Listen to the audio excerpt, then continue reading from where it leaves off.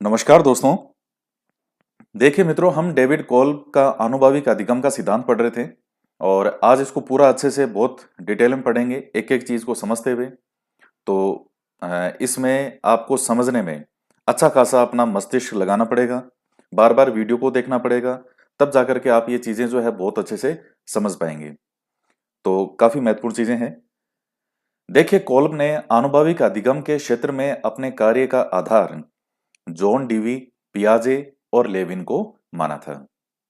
तो ये जो डेविड कोल्ब हैं, ये अब अभी भी जीवित हैं। 1939 के अंदर इनका जन्म हुआ था और 84 के अंदर जो है इन्होंने अपनी ये थ्योरी दी थी। तो आज भी ये जीवित हैं। यह सिद्धांत दो चक्रों पर कार्य करता है, चार अवस्थाओं या स्तरों का अधिगम चक्र, और दूसरा है चार प्रकार की अधिगम शैलियां। और ये अधिगम शैलियां जो है, ये इसी पर आधारित है। ये जो चार अवस्थाएं हैं, इसी पर ही डिपेंड है। इन्हीं से ही मिलकर के आपस में ग्रुप बन जाएंगे। जैसे कि दो चार अधिगम चक्र बताए हैं, तो उसमें से दो मिलके और इसकी कोई एक वो बन गई अधिगम शैली। तो चार अवस्थाओं पर ही आधारित है, चार प्रकार की अलग अलग डिफरेंट लर्निंग स्टाइल। तो अब इसको आगे समझते हैं हम। सबसे पहले इसको आप ये नाम अच्छे से परिचित हो जाइए। देखिए, चार स्तर जो बताए हैं अधिगम चक्र, वो चार हैं। सबसे पहला है मूर्त अनुभव, दूसरा है चिंतनशील प्रेक्षण, तीसरा है अमूर्त अवधारणा, और चौथा है सक्रिय प्रयोग। ये जो अंदर आप नाम देख रहे हैं, ये अपसारी, आत्मसाती, अभिसारी और समंजक, ये सब क्या हैं? ये चार अधिगम शैलियां हैं कि जब मूर्त अनुभव और चिंतनशील प्रेक्षण ये दोनों जब होंगे, तब क्या होगा? अपसारी जो होगा, ये अधिगम शैली। तो अपसारी अधिगम शैली वालों की क्या क्या विशेषता है, आत्मसाती वालों की क्या विशेषता होती है, अभिसारी वालों की क्या विशेषता होती है, समंजक वालों की क्या विशेषता होती है। दूसरी बात, इनके इंग्लिश टर्म जो है वो आपको याद रखना बहुत जरूरी है। तो इनके जो इंग्लिश टर्म वाले नाम है, वो चार्ट भी मैं आपको अभी दिखाऊंगा पूरा, और उसी से हम इसको देखेंगे।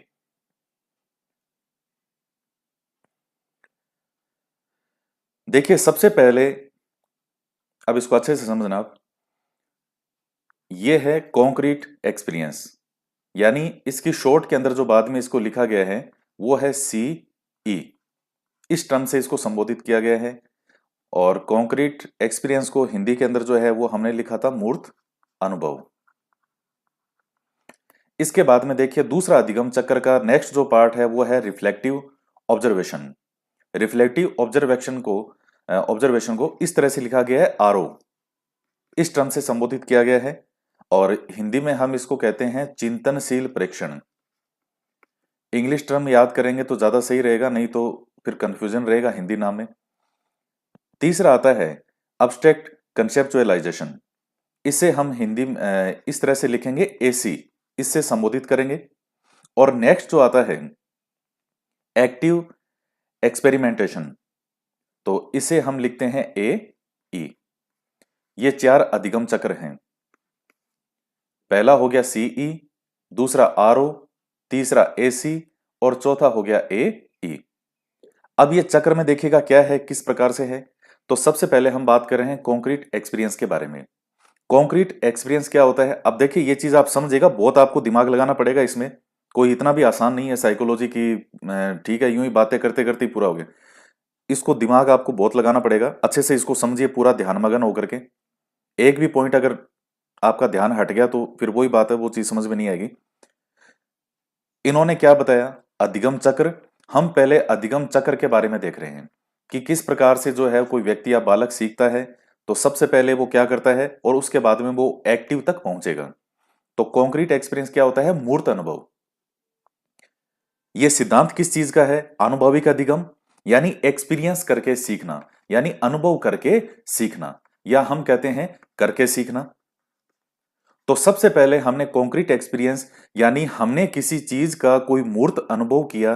कॉन्क्रीट, देखिए जीन पियाजे जब आप पढ़ते हैं, तो जीन पियाजे की भी एक अवस्था आती है मूर्त वाली। मूर्त जो एक उसमें एक स्टेज आती है, जो जीन पियाजे ने संज्ञानात्मक विकास की चार अवस्थाएं बताई है, उसमें एक अवस्था आती है कॉन्क्रीट वाली। तो मूर्त चीज को, आपने किसी चीज को मूर्त रूप से अनुभव किया, यानी आपने उस चीज को फील किया। मैं सब उदाहरण से समझाऊंगा अभी आपको। यानी आपने उस चीज को क्या किया, फील किया। तो फील के लिए यहां जैसे एक वर्ड इन्होंने टर्म हिंदी में यूज कर लिया, भावना। तो आपने उस चीज को फील किया, आपने जो भी अनुभव किया, वो अनुभव करने के बाद में रिफ्लेक्टिव ऑब्जर्वेशन, ये दूसरा फिर नेक्स्ट चरण है इसका। रिफ्लेक्टिव जो ऑब्जर्वेशन है, इसमें क्या किया, यहां हमने ब्रैकेट में लिखा है वाचिंग। वाचिंग से मतलब क्या है, यहां वाचिंग से मतलब यह है कि जो आपने अनुभव किया था कॉन्क्रीट एक्सपीरियंस वाला, उसके बारे में बाद में आप विचार कर रहे हो, उसका अवलोकन कर रहे हो, उसको ऑब्जर्वेशन कर रहे हो, उस जो है वॉच कर रहे हो, पुनः आपके माइंड में वो चीज सारी क्या हो रही है, वापस रिकॉल हो रही है। कि मैं उसको, जैसे मान लीजिए कोई भी उदाहरण मैं आपको बता रहा हूं, जैसे आपका कोई एग्जाम है, आप एग्जाम देकर के आए, कॉन्क्रीट एक्सपीरियंस, मैं आपको उदाहरण से समझाता हूं, आपके एक दो उदाहरण दूंगा। जैसे मान लीजिए आप एग्जाम देकर के आए, मूर्त अनुभव किया आपने अपने एग्जाम का, तो वो चीज क्या होगी, कॉन्क्रीट एक्सपीरियंस। वापस जब आप घर आए, घर आने के बाद में रिफ्लेक्टिव ऑब्जर्वेशन, आपने अब वापस उस चीज के बारे में सोचा, आपने वापस जो है उसको वॉच किया, जो आप करके आए। अब क्या आपके माइनस पॉइंट रहे, क्या आपके अच्छे पॉइंट रहे, मैं उसको कैसे और बेहतर कर सकता था, यह आप चीज आपके दिमाग में आती होगी कभी। रिफ्लेक्टिव यानी वापस आप उस चीज के बारे में सोच रहे हो जो आप करके आए हो। तो जो आपने मूर्त अनुभव किया, जो फील किया मूर्त अनुभव में, उसको आपने अब वापस वॉच किया कि मैं क्या और बेहतर कर सकता था, क्या और इसको बेहतर बना सकता था, मेरी कौन सी गलतियां रही, कैसे मैं उनको दूर कर सकता हूं। गलतियां होना भी कोई जरूर नहीं है कि कोई मिस्टेक रही, किसी चीज को और बेहतर बनाना।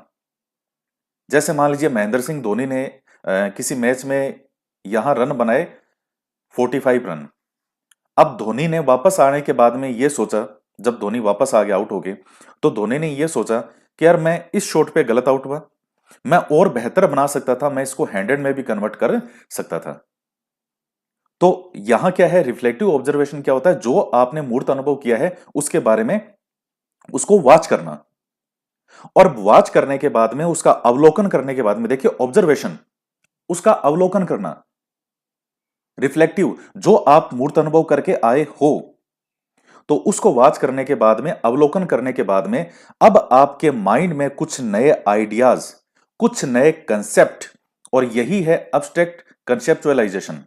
कंसेप्ट, कंसेप्ट को मैं हिंदी में, इसको इंग्लिश में मैं आइडिया भी लिख सकता हूं, मैं इसको संप्रत्यय भी लिख सकता हूं, या मैं थॉट भी लिख सकता हूं। यहां लिखा है थिंकिंग। थिंकिंग से मतलब हिंदी में इसको आप चाहे विचार करना, सोचना, या यहां इसको यह भी लिखा आ सकता है चिंतन। और इसलिए मैंने कह रहा हूं क्योंकि चिंतन में अब यहां हिंदी में इसका अर्थ है आरओ वाले का चिंतनशील, अब्स्ट्रैक्ट वाले के ब्रैकेट में हम लिख रहे हैं चिंतन। तो वो चीजें आपके माइंड में आएगी कि चिंतन ऊपर नाम दिखाता है, यहां चिंतन, इसलिए कह रहा हूं इंग्लिश में याद करना ज्यादा बेटर है वो। अब्स्ट्रैक्ट क्या होता है, अमूर्त। अमूर्त का मतलब यह है कि वो थॉट, वो आइडियाज कि मैं क्या बेहतर कर सकता था, अब वो जो थॉट आपके माइंड में आए हैं, वो आपके मस्तिष्क में अभी अमूर्त रूप में है, आपने अभी उसको अप्लाई नहीं किया है। नेक्स्ट, अब एक्टिव एक्सपेरिमेंटेशन यानी डूइंग। अब आपने उसको जो है, अब आगे जाकर के दोबारा उस चीज का प्रयोग किया, तो इसी को हम कहते हैं डूइंग यानी करना। और एक्टिव एक्सपेरिमेंटेशन को हम क्या कहते हैं हिंदी में, सक्रिय प्रयोग। यानी जो आपके थॉट, आपके आइडियाज आपके मस्तिष्क में आए हैं, अमूर्त रूप में है अभी, अब आपने जाकर के प्रैक्टिकली उस चीज को अप्लाई कर दिया, और अप्लाई करेंगे तो फिर से वो आपका एक मूर्त अनुभव हो जाएगा। वापस कहां आ गए, इसी पे आ गए, कॉन्क्रीट एक्सपीरियंस। और इस तरह से ये अधिगम चक्र, ये जो सर्कल है, ये चलता रहता है।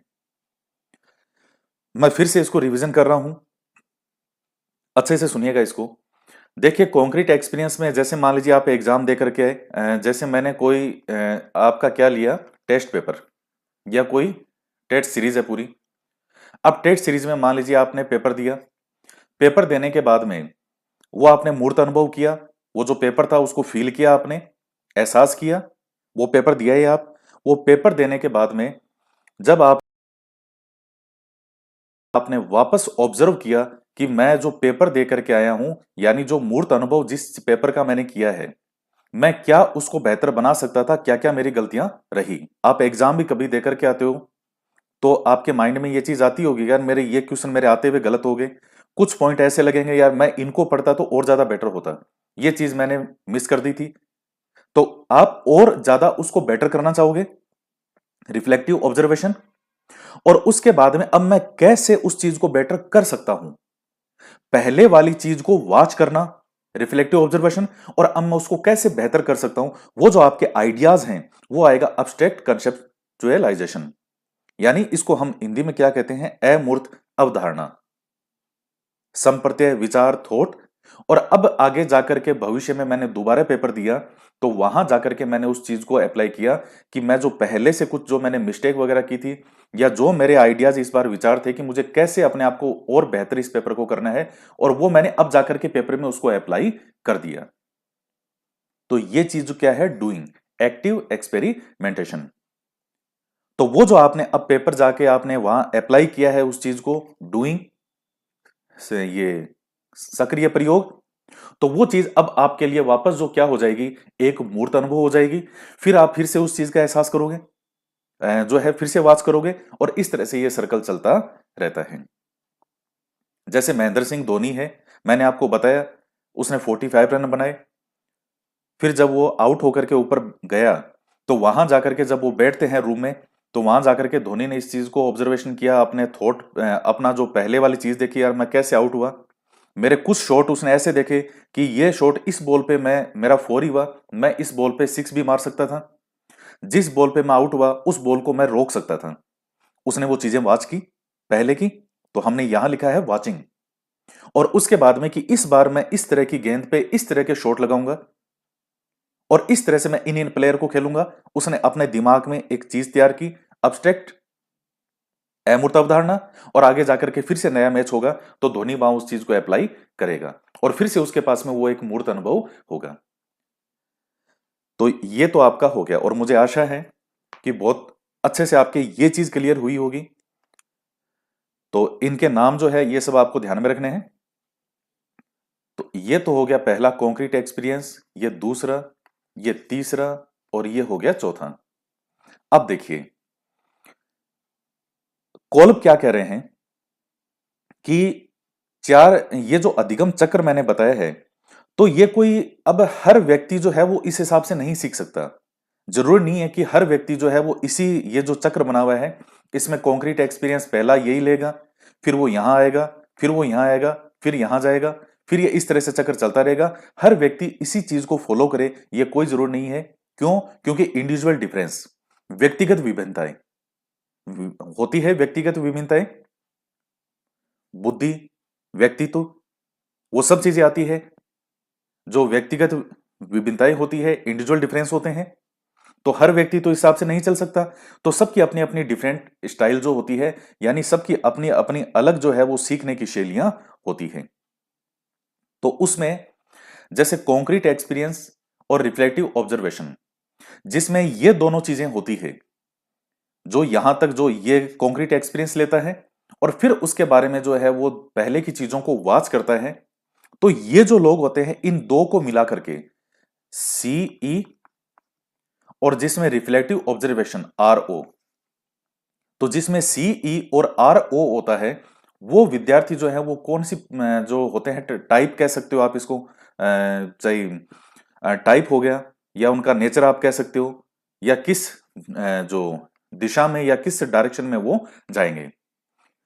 तो सीई और आरओ, इनको मिलाकर के जो बना उसको कहते हैं डाइवर्जिंग, या इसको डाइवर्जर भी आप कह सकते हो, डाइवर्जर, यानी फील और वॉच। ये फील हो गया और ये हो गया वॉच, तो डाइवर्जर या डाइवर्जिंग। तो इसको हिंदी में हम यहां क्या लिखेंगे, अपसारी। इसके बाद में और आगे बात करें तो रिफ्लेक्टिव ऑब्जर्वेशन यानी आरओ किस चीज को वॉच करना, और उसके बाद में अब्स्ट्रैक्ट कंसेप्चुअलाइजेशन यानी एसी, यानी थिंकिंग। तो वॉचिंग, ये थिंक एंड वॉच, तो वो जो प्रवृत्ति के होते हैं, नेचर के होते हैं, उसको हम कहते हैं एसिमिलेटिंग। और एसिमिलेटिंग जो है, इसे हिंदी में हम कहते हैं आत्मसात करना या आत्मसाती। और इसके बाद में आता है एक्टिव एक्सपेरिमेंटेशन यानी एई, और ये हो ही गया एसी। तो थिंक एंड डू, तो उसको हम क्या कहते हैं, कन्वर्जर या कन्वर्जिंग, और हिंदी में इसे हम कहेंगे अभिसारी। और इसके बाद में फिर लास्ट वाला है कॉन्क्रीट एक्सपीरियंस यानी सीई और एई।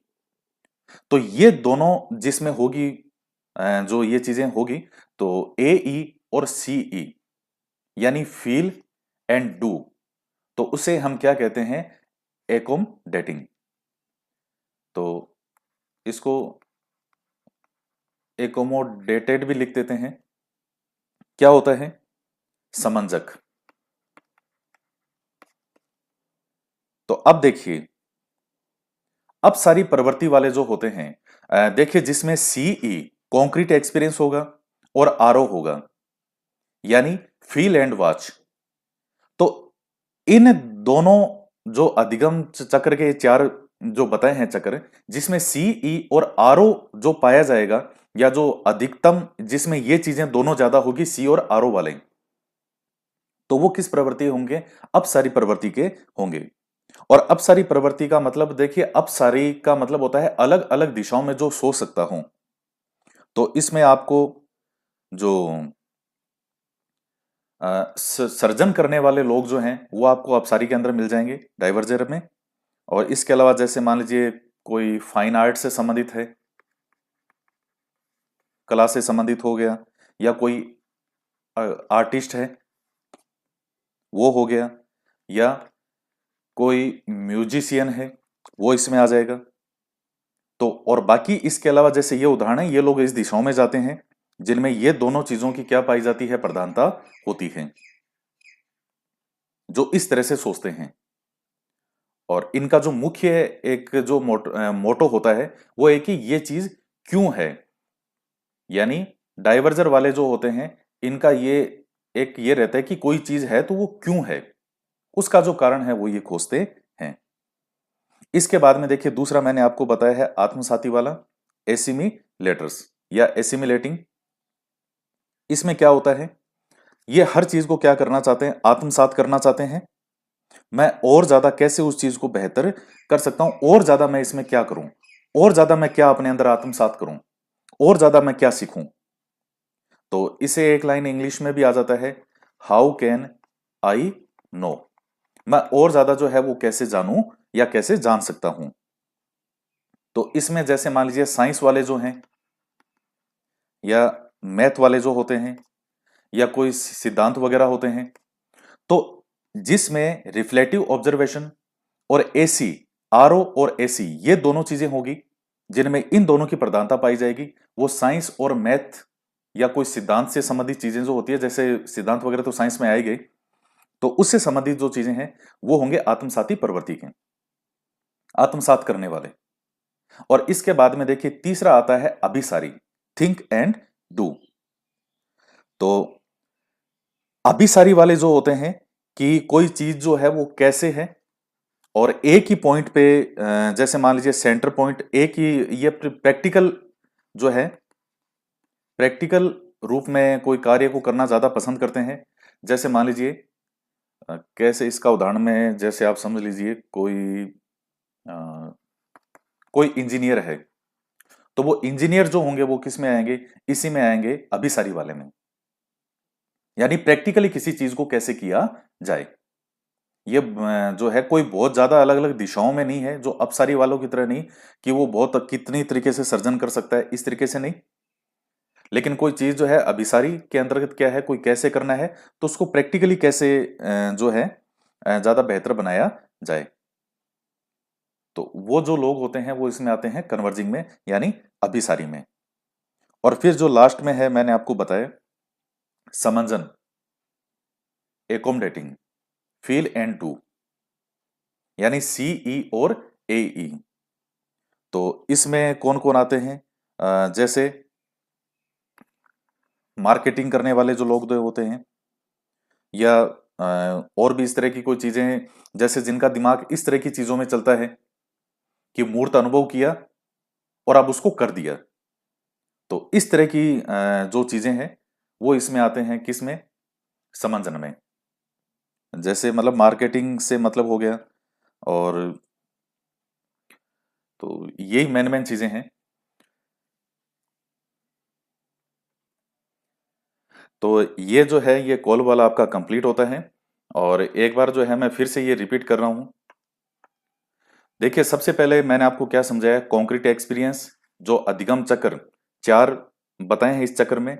सबसे पहला कॉन्क्रीट एक्सपीरियंस था, सीई। उसके बाद दूसरा है रिफ्लेक्टिव ऑब्जर्वेशन, आरओ। उसके बाद तीसरा है अब्स्ट्रैक्ट कंसेप्चुअलाइजेशन, एसी। और फोर्थ है एक्टिव एक्सपेरिमेंटेशन, यानी एई। अब ये अधिगम चक्र के अंदर देखिए, कॉल भी ये कहते हैं कि कोई जरूर नहीं है कि हमेशा कोई यहां से शुरू करे। कोई व्यक्ति किसी भी स्थान से, यानी अधिगम जो चक्र के चार भाग हैं, किसी भी भाग से कोई व्यक्ति जो है वो सीखना शुरू कर सकता है। एक ये पॉइंट आप ध्यान में रखिए। तो किसी भी भाग से सीखना शुरू कर सकता है। इंडिविजुअल डिफरेंस पाए जाते हैं बुद्धि में, व्यक्तित्व में। तो अब उसके आधार पर उन्होंने क्या बताया कि जिसमें कॉन्क्रीट एक्सपीरियंस और रिफ्लेक्टिव ऑब्जर्वेशन, यानी सीई और आरओ जैसे ये जो दो गुण पाए जाएंगे, तो वो कौन से टाइप के होंगे? डाइवर्जिंग, यानी अपसारी प्रवृत्ति के होंगे। और अपसारी प्रवृत्ति के व्यक्ति मतलब आप समझ लीजिए कि किसी भी चीज के सर्जन करने से संबंधित है। जैसे इसमें मैंने आपको अलग अलग उदाहरण बताए। कोई आर्ट से संबंधित है, मान लीजिए फाइन आर्ट से संबंधित है, कोई म्यूजिशियन है, कोई आर्टिस्ट है, यानी जैसे कोई कलाकार वगैरह है। तो ये सब किस में आते हैं? इसमें डाइवर्जर में। तो डाइवर्जर जो है वो कि किसकी विशेषता है, किसका है? कॉन्क्रीट एक्सपीरियंस और रिफ्लेक्टिव ऑब्जर्वेशन, यानी फील, उसको मूर्त अनुभव किया, और वॉच। तो ये इसमें आते हैं। और फिर था थिंक ऑन वॉच वाला, एसिमुलेटिंग वाला। तो इसमें जो मैंने आपको बताया कि ज्यादा से ज्यादा आत्मसात करने से संबंधित है, कि मैं चीज को ज्यादा से ज्यादा आत्मसात करूं। यहां आता है सर्जन करूं पहले वाले में, ज्यादा से ज्यादा। यहां है कि मैं आत्मसात करूं। पहले में था कि वाई, ये चीज कोई क्यों है। जबकि आत्मसात वाले के अंदर है कि हाउ कैन आई नो, मैं और ज्यादा कैसे जान सकता हूं। तो इसमें सिद्धांत से संबंधित जो जैसे थ्योरी वगैरह है, या साइंस वगैरह है, मैथ है, वो सब किस में आ जाएंगे? आत्मसात वाले में आएंगे, यानी रिफ्लेक्टिव ऑब्जर्वेशन। तो वॉच और थिंक, यानी थिंक और वॉच वाला। तो ये हो गया। और उसके बाद में थिंक और डू, यानी ए सी और ए ई। तो वो तीसरे में आ जाएंगे। और इनको जो है वो प्रैक्टिकली चीजों को जो है वो करना ज्यादा पसंद होता है। जैसे इंजीनियर है, इस टाइप के जो होंगे जिनमें ये दो गुण होंगे, यानी थिंक, जो अमूर्त आइडियाज हैं उनको करना। तो जैसे इंजीनियर वगैरह हो गए, या जैसे मान लीजिए जो नर्स वगैरह हैं, वो चीजें इसमें आती है। तो ये वाला पॉइंट आपका हो गया। और जैसे इनके जो है वो होता है हाउ, यानी ये चीज कैसे है। और उसके बाद में लास्ट वाला जो है फिर आता है एकोमोडेटिंग, यानी फील और डू, यानी जिसको आप कह सकते हो समंजक। तो इसमें क्या है? मूर्त अनुभव और डूइंग, और उसको करना। मूर्त अनुभव और करना, मूर्त अनुभव और करना, यानी आप कह सकते हो ट्रायल एंड एरर। इनको वो जब तक चीज बार बार करके नहीं देखेंगे तब तक जो है वो इनको शांति नहीं मिलेगी। तो ये है एकोमोडेटिंग वाला। और तो कॉन्क्रीट एक्सपीरियंस, यानी उसको अनुभव किया चीज को, और उसके बाद में वापस उसको करना, फिर अनुभव किया और फिर जो है उसको करना। तो और जब बार बार ये इस तरह की चीजें करते हैं तो यानी आप इनको रिस्क टेकर भी कह सकते हो, क्योंकि रिस्क लेना जो है इन्हें बहुत पसंद होता है। तभी सीधा कॉन्क्रीट एक्सपीरियंस और एक्टिव एक्सपेरिमेंटेशन। और बाकी मार्केटिंग वाला वगैरह हो गए, तो वो चीज आती है, और इसको हम कह सकते हैं वाई नॉट, कि क्यों नहीं। तो बार बार ट्रायल और एरर वाला। तो ये जो है ये आपका कंप्लीट होता है कोल्ब का वर्गीकरण। और ये हिंदी के अंदर लिखा हुआ है। तो ये हिंदी वाली जो पीडीएफ है ये भी है साथ में, और जो इंग्लिश टर्म मैंने आपको सारी लिखी है वो इंग्लिश टर्म वाली पीडीएफ भी जो है वो मैं इसमें अलग से अपलोड कर दूंगा।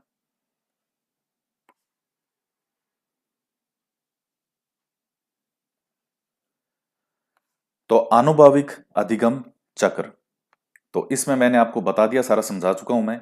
मूर्त अनुभव और चिंतनशील प्रेक्षण, अमूर्त अवधारणा और सक्रिय प्रयोग, तो सबके नाम मैंने आपको इंग्लिश में बता दिए हैं। इसका है अब्स्ट्रैक्ट कंसेप्चुअलाइजेशन, और सक्रिय प्रयोग का है एक्टिव एक्सपेरिमेंटेशन। कोल्ब अधिगम को इन चारों अवस्थाओं में संपन्न होने वाली एकीकृत प्रक्रिया मानते हैं, जिसमें प्रत्येक अवस्था अगली अवस्था के लिए सहायक है। तो मैंने आपको वो चीजें समझाई है कि किस तरह से मूर्त अनुभव से आगे हम आते हैं इसमें, यानी सीई से आगे हम आए आरओ में, आरओ से आगे आए एसी में, और एसी से एई में, और एई के बाद वापस जो है उस चीज का हमें क्या मूर्त अनुभव हो गया। इसके बाद में देखिएगा, इस अधिगम चक्र में व्यक्ति किसी भी अवस्था में सम्मिलित हो सकता है तथा क्रम में यानी सीक्वेंस में इसे पूरा कर सकता है। तो ये कोई जरूरी नहीं, हालांकि इन्होंने बताया सबसे बेस्ट यही है कि वो जो पहला है कॉन्क्रीट एक्सपीरियंस, मूर्त अनुभव, तो वहां से शुरू हो। लेकिन अगर नहीं भी होता है मान लीजिए, तो भी जो है व्यक्ति किसी भी चक्र में, इसमें जो चार चक्र बताए इन्होंने, यूं यूं यूं और यूं, तो वो किसी भी चक्र के अंदर शामिल हो सकता है और इस चक्र को पूरा कर सकता है। तो एक ये पॉइंट ध्यान में रख लेना इसमें। इसके बाद में आता है अधिगम शैलियां यानी लर्निंग स्टाइल। तो इन्हीं पर ही आधारित जो अधिगम चक्र है, इसी पर ही आधारित क्या है, चार अधिगम शैलियां हैं, चार डिफरेंट अलग अलग लर्निंग स्टाइल है। तो वो चार शैलियां आप कैसे है देखिए, अब यहां कैसे बताया, ये सक्रिय प्रयोग, इस तरह से इसको चार्ट बनाओ, यहां ये लाइन ऐसे खींच लेना आप। तो मूर्त अनुभव यानी सीई और एई, तो वो क्या हो गया, समंजक हो गया सीई और एई। फिर चिंतनशील प्रेक्षण यानी आर ओ और ये सीई, तो यहां मैंने लिखा है सीई और आर ओ, ये क्या हो गया, अपसारी। और उसके बाद में अमूर्त अवधारणा यानी एसी, और फिर सक्रिय प्रयोग, तो एसी और एई, तो क्या हो गया, अभिसारी। और उसके बाद में आत्मसाती एसी और आरओ यानी चिंतनशील प्रेक्षण और अमूर्त अवधारणा, ये दोनों गुण जो होंगे तो वो हो जाएगा आत्मसाती। तो ये अब यहां आपको सब एक साथ सा लग रहा होगा, वहां मैंने आपको सारी चीजें समझा दी है। तो आपके देखिए वो जितनी चीजें हमने समझी है, अगर आपको ये इतना सा ये भी याद है, तो भी आपका एग्जाम में क्वेश्चन तो हो जाएगा। प्रश्न आपका यही पूछा जाएगा कि समंजक जो है वो किसके गुणों से है, या कौन सी उसमें नेचर या जो इस तरह की भावना पाई जाती है उसमें। तो आप बताओगे सक्रिय प्रयोग ए ई, और इसको आप इस तरह से ध्यान में रखना, ये डी ए सी और ए, तो शॉर्ट में इसको डेका भी कहा जाता है। इसमें जो मैंने आपको लिखा है अभी नोट्स में, तो वो इस तरह से लिखा है, जैसे पहला ये लिखा है समंजक, फिर ये लिखा है, फिर ये लिखा है, फिर ये लिखा है। आप कैसे भी लिख दो, चाहे ये लिख दो, ये लिख दो, कैसे भी लिखो। तो डी ए सी और ए,